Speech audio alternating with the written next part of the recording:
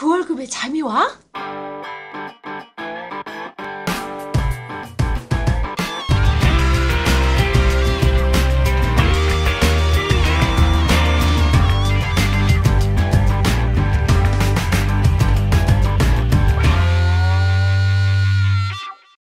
그 월급의 잠이와는 월급이 전부인 2천만 월급쟁이들의 불면증을 해소하는 방송입니다. 안녕하세요. 그 월급에도 잠이 오게 하는 방송 머니스토리TV 뭉치 양세민입니다. 반갑습니다. 어제 저녁에 잠이 부족해서 잠을 잘 내야 잠을 잘 수가 없는 잠이 안 오는 꼰대 김강준입니다. 서서히 그래서 죄송합니다. 서서히 긴 거는 아시네. 요즘 어떻게 지내십니까, 꼰대님? 우리나라가 다른 나라에 비해서 탁월하게 뛰어난 성장을 뭐 2배수, 3배수 이상 성장을 해요. 그 이유가 있잖아요. 뭔지 알아요? 네, 뭐죠? 다른 나라보다 우리가 성장을 2배, 3배 빠르게 급속 성장을 한 이유, 압축 성장을 한 이유. 우리나라가 압축 성장하는 이유. 우리나라는 새해 인사를 2번씩 하기 때문이다. 네? 그래서 빨리 간다. 그래서 기본적으로 2번 이상은 축복을 받죠. 네, 축복을 받는데. 그래서 지금 뭐 질문하고는 좀 맞지 않다는 걸 내가 느끼고 있지만, 그래도 끝까지 우리는 합니다. 그래서 뭐 그렇게 지내고 있어요. 그러니까. 자, 그래서 본론으로 빨리 들어가도록 하겠습니다. 뭐 최근에 뭐 노후 준비, 뭐 여러 가지 많이 있어. 그리고 뭐 ISA 계좌니, 뭐 해외 펀드 비과세 계좌니 정부에서 혜택을 주면서 가입을 유도하는 상품들이 굉장히 많이 좀 있습니다. 자, 이런 현상이 왜 일어날까? 일단. 이런 현상은 우리가 뭐 책에도 이야기하고 방송에도 간혹 이야기했지만 앞으로 우리들의 노후에 대해서 정부가 책임을 질 여력이 점점 떨어집니다. 그렇지. 네, 떨어지기 때문에 니네들이 단디해라. 단디해라. 우리가 할 수 있는 것을 최대한 도와줄게. 단디해라. 나중에 우리한테 손 벌리지 마라. 이 이야기죠. 그렇지. 근데 요즘 또 시대가 바뀐 건 또 뭐냐면 그런 이유도 있고, 최근에 이제 신입 사원들을 분들이랑 상담을 해보면, 솔직히 그분들은 목돈 마련 형성이 가장 중요하잖아요. 결혼자금 중요한데, 어떤 부분들이 고민이 되냐라면, 은퇴 준비. 노후 자금 마련.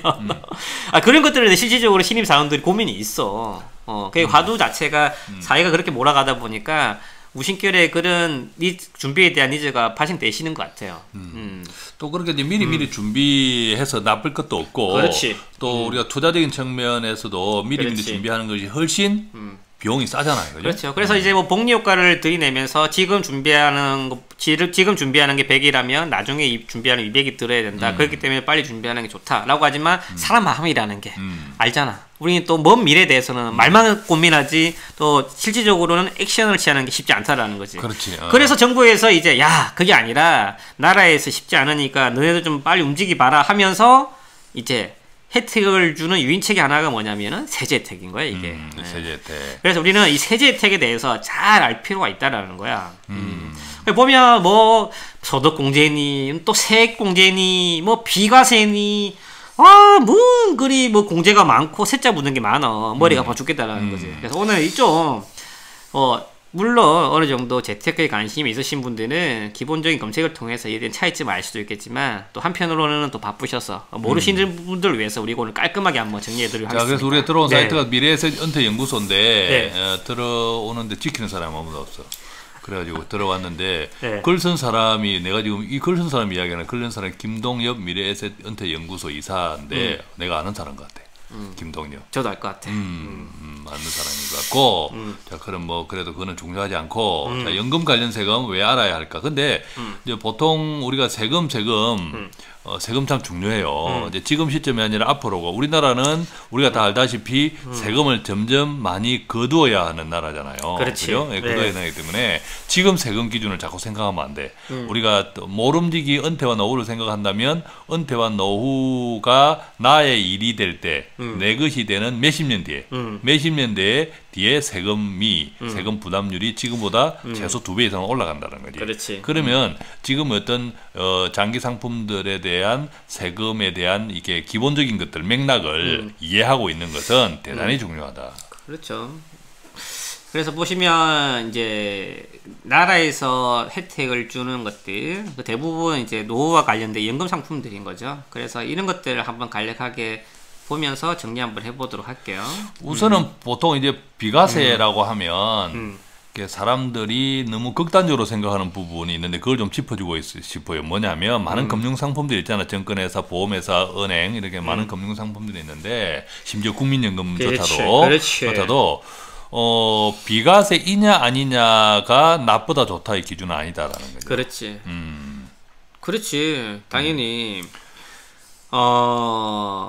같은 값이면 다홍침하겠지만 중요한 거는 같은 값에 대해서 먼저 본질에 대해서 먼저 볼 필요가 있다라는 거지.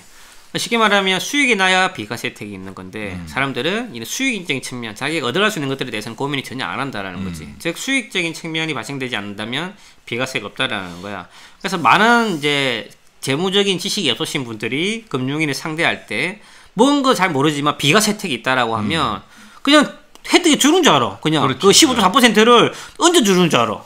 원래는 안 내도 되는 건데 중요한 건데 수익이 나야지만 그 파이가 커져야지만 떼는 것도 나가 혜택이 있는 건데 중요한 파이가 작다라면 혜택이 없는 거죠. 그렇기 때문에 이런 그 비과세 혜택에 대해서는 크게 민감할 필요가 없고 이에 대해서 민감하신 분들은 누구냐면 금융소득이 많으신 분들, 금융소득 20만 원 넘어가시는 분들, 연봉이 높으신 분들은 관심을 가지되 그 이하 자기가 연봉이 많지 않고 빠듯하신 분들은 솔직히 말씀드리면 비과세 상품에 관심 안 가지셔도 돼요. 뭐라도 해서 악착같이 모으시는 게 굉장히 중요한 포인트입니다. 네. 자, 그럼에도 불구하고 이제 몇십 년 뒤에 이런 상품들은 또 동시에 아까 이야기했던 몇십 년 뒤에 그 상황을 보면 가능하면 그죠?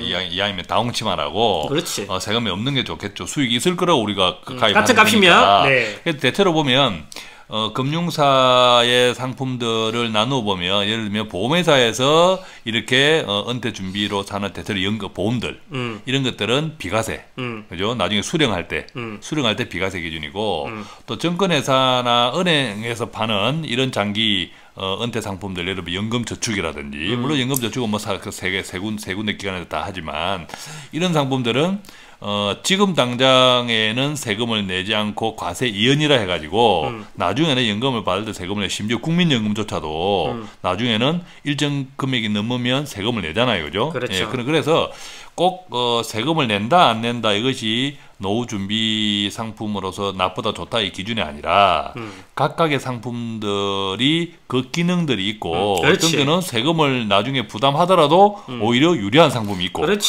나중에는 어떤 상품은 또 세금을 부담하지 않는데 비용이 비싼 것도 있고 이런 것들을 각 기능대로 잘 따져서 이렇게 이해하고 가입하는 것이 굉장히 중요하다. 책 광고. 그 월급의 참여와 출간 즉시 베스트 진입. 가격. 쇠주 4병. 그래서 그걸 본인한테 맞는 걸 선택하는 게 중요한 건데 중요한 거는 선택을 하려면 일단 뭘 알아야지. 제가 말했잖아요. 알아야지만 상품도 잘 선택할 수 있다라는 거야. 그래서 일단 그 알려면 기본적으로 이제 필요한 게 있는데 이거 먼저 한번 꼰대가 정리를 한번 해주세요. 소득공제, 그 다음 세액공제.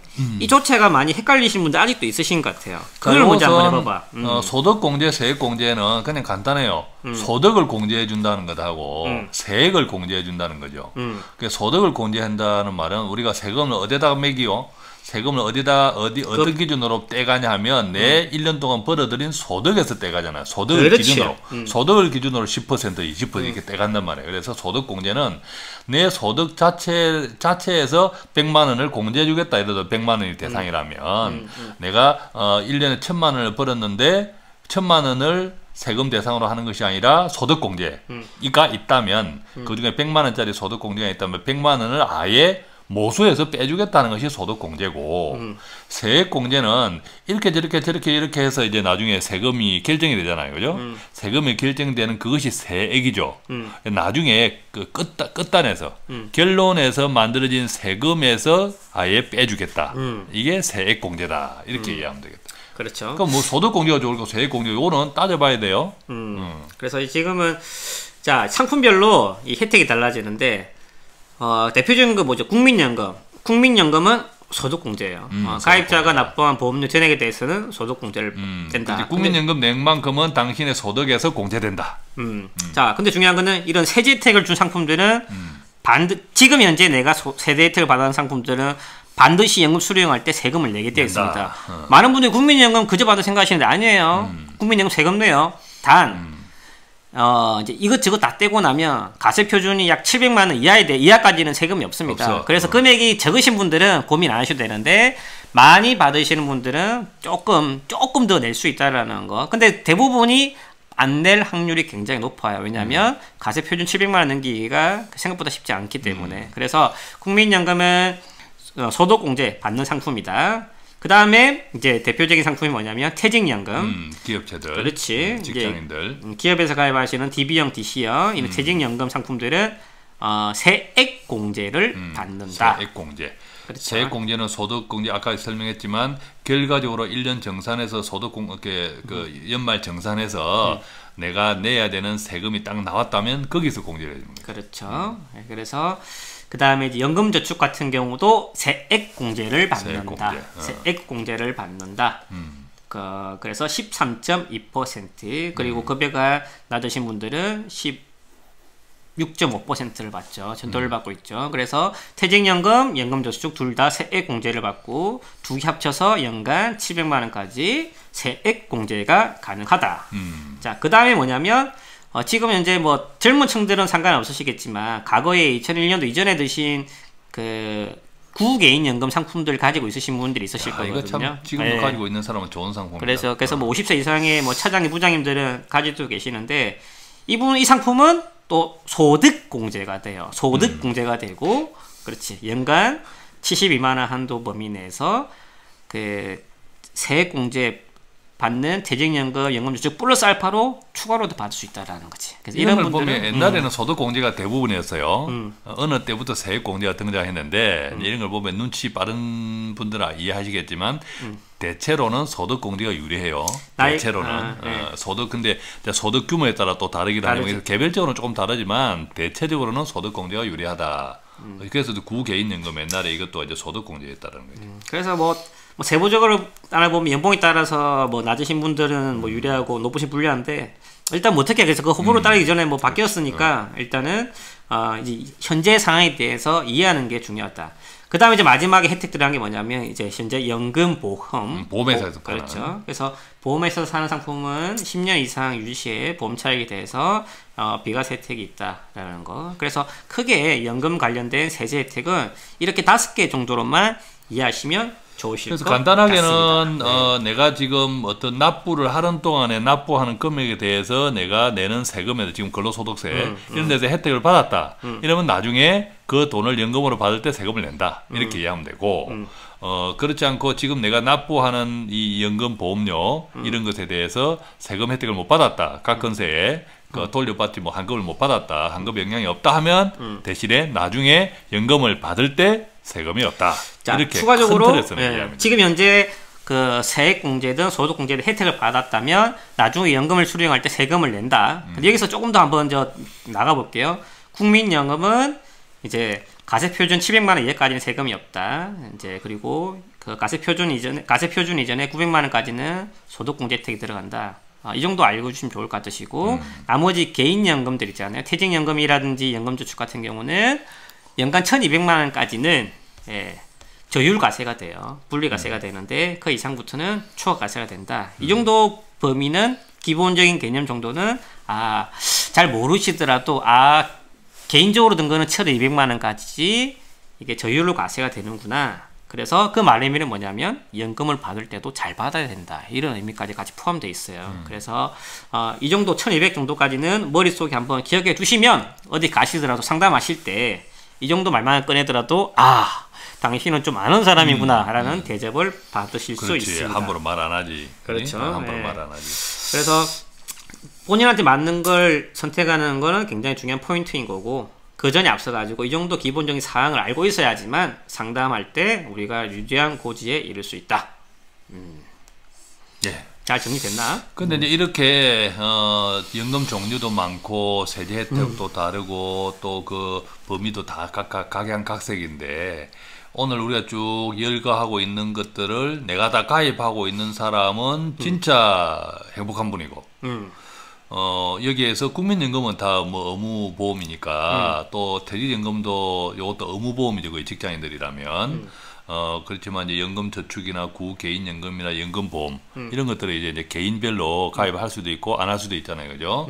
그래서 가능하면 또 어차피 우리가 노후 또 세금도 잘 이해해 보면서 이런 것들을 잘 준비해 놓으면 그죠? 포트폴리오 인생 살아가는데 참 재밌겠다. 재밌겠다.